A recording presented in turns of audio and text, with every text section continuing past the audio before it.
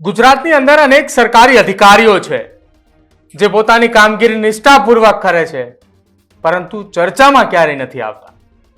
પરંતુ ગુજરાતની અંદર એક એવો વિભાગ છે કે જે હર હંમેશ ચર્ચામાં રહે છે, કેમ કે જેમાં કરોડો રૂપિયાનો ભ્રષ્ટાચાર થાય છે, જેમાં કરોડો રૂપિયાના ભ્રષ્ટાચારની સાથે સાથે અનેક અધિકારીઓને ક્યારેક એ ઉડાવી દેવાની ધમકી મળે છે.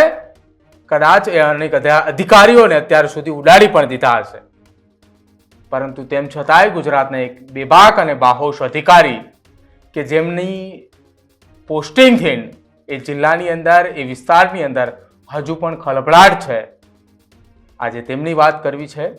આજે તેમના એ સંઘર્ષથી એ તેમના આ ખળભળાટ સુધીની વાત કરવી છે. નમસ્કાર, આપ જોઈ રહ્યા છો ન્યૂઝ રૂમ ને આપની સાથે હું છું પ્રદીપ. આજે વાત કરવી છે એવા અધિકારીની કે જેની પીઠ થાપાડવાનું તમને પણ મન થાય. તમને લાગે કે હજી કાયદો જીવે છે, કારણ કે આવા અધિકારીઓ આપણા શાસનમાં છે. બનાસકાંઠાના એક નાનકડા એવા ગામમાં જન્મેલા અધિકારીનું નામ છે એચ.ટી. મકવાણા. માતા અને પિતા એ બંને અભણ છે. બસ માત્ર 2 એકર જમીન છે અને 2 એકર જમીનમાં ખેતી થાય છે અને ખેતીમાંથી પોતાનું ગુજરાન એ ચલાવે છે. આ પરિવારમાં માતા અને પિતા બંને અભણ હતા, પણ બનાસકાંઠાની સ્કૂલમાં એચ.ટી. મકવાણાએ પોતાનો અભ્યાસ કરે છે અને સ્કૂલમાં અભ્યાસ કરવાની સાથે સાથે વધુ ભણવા માટે, કોલેજ કરવા માટે તેઓ અમદાવાદ આવે છે. અમદાવાદમાંથી ફાર્મસીનો અભ્યાસ કરે છે અને માસ્ટર ડિગ્રી પણ લે છે. જોકે નોકરી સિવાય તેમની પાસે કોઈ વિકલ્પ નથી, બસ નોકરી જ કરવી પડશે. એટલે જ તેમને વર્ષ 2013માં ગુજરાત સરકારના આરોગ્ય વિભાગમાં ફરજ બજાવે છે. આરોગ્ય વિભાગની અંદર ફરજ બજાવતા જિંદગીમાં સંઘર્ષ ખૂબ હતો અને સંઘર્ષની સાથે સાથે તેમણે પોતાનું સ્વપ્ન પણ જોયું હતું અને સ્વપ્ન એ જોયા બાદ તેને પૂરું કરવાનું પણ એચ.ટી. મકવાણાએ નક્કી કર્યું હતું. આરોગ્ય વિભાગમાં ફરજ બજાવતા એચ.ટી. મકવાણા સંઘર્ષ સાથે આગળ વધે છે અને વર્ષ 2019 સુધી આરોગ્ય વિભાગની અંદર તેઓ નોકરી કરે છે.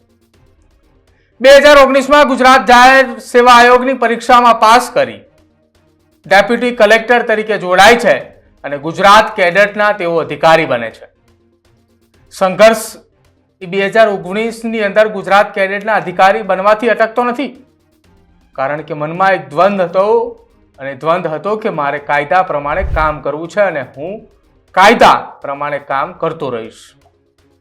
એટલા માટે કામ કરવું નથી કે લોકો મારી પીઠ થપથડાવે.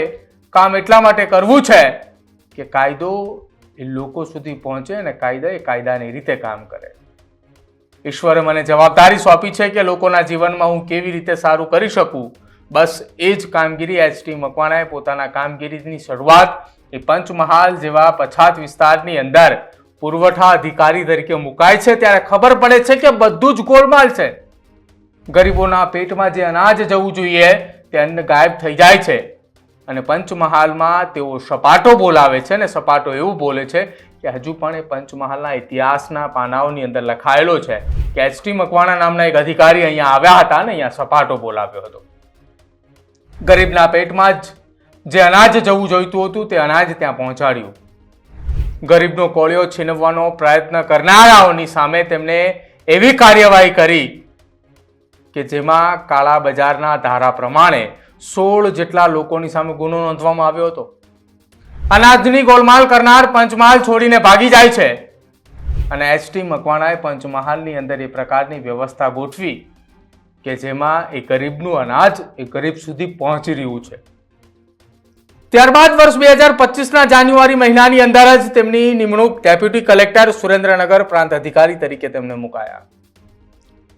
તેમનું સબ ડિવિઝન તેમના ભાગે આવે છે ચોટીલા, થાનગઢ અને મોલી.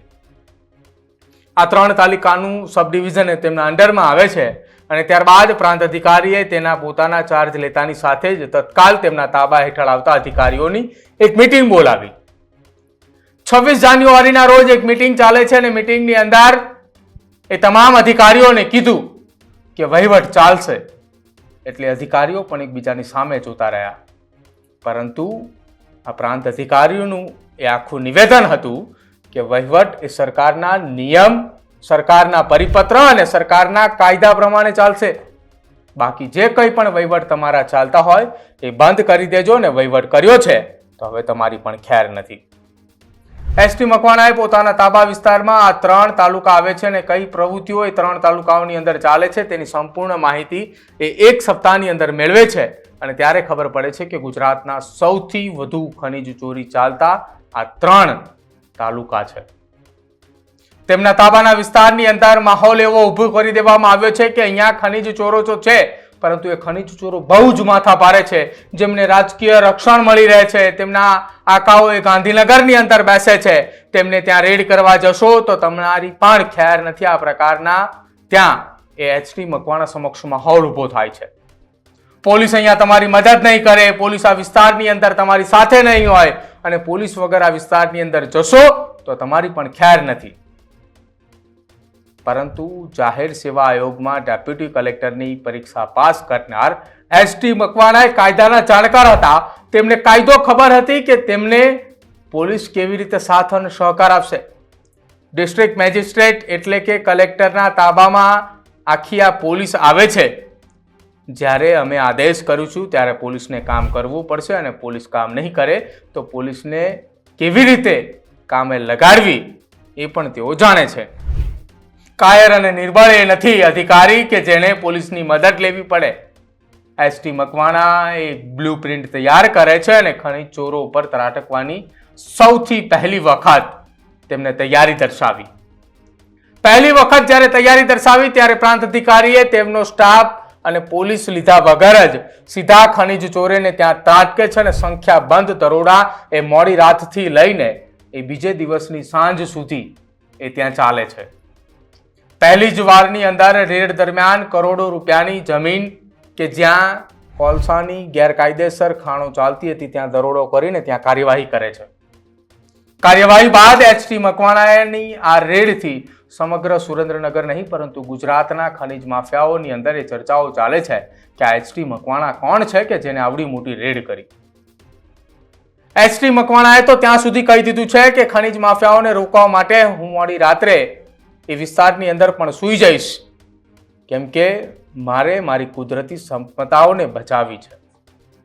સુરેન્દ્રનગરમાં સુરેન્દ્રનગરના ખનીજ ચોરીઓ અને માફિયાઓ રાજકારણીઓ અત્યારે ડરી રહ્યા છે, કેમ કે તમામને ચેતવણી એસટી મકવાણાએ પહેલી જ રેડ દરમિયાન આપી દીધી હતી કે તમે મારે આડે આવ્યા તો તમારી સામે પણ કાયદેસરની કાર્યવાહી થશે.